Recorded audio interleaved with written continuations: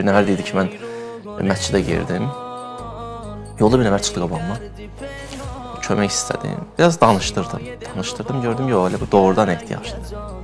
Yəni, yoldan keçən deyil ki, kimə gəldi, məsələn, deyir, mənə nəsə ver, mənə nəsə ver. Bu elə deyil. Gördüm, doğrudan ehtiyaclıdır və sırf niyyət, bu niyyətlə ki, verdim, nəsə də güdmürdüm. Elə Allah üçün də verdim, Allahın yolunda da verdim. Gəldim, çatdım məscidə, namazımı başladım qılmağa. Namazımı qıldım. Allah elə bir hal verdi namazda ki, ömrümdə belə namaz qılmamışdım, deyir. Ömrümdə belə namaz qılmamışdım. Və hiss elədim ki, Allah mənə təşəkkür edir. Bir gün kimi aydın idi mənə. Başa düşdüm artıq bunu. Başa düşdüm ki, Allahın şakir sifəti mənə təşəkkür eləməkdədir. Və mən o şakir sifətini nəinki anladım, hiss elədim. Həyatda, duydum. Qəşəng mərhələdir. Həyatda bu mərhələyə keçid edə bilsək, inan Allaha ki, bu rabitədir artıq, rabitənin o qığılcımıdır.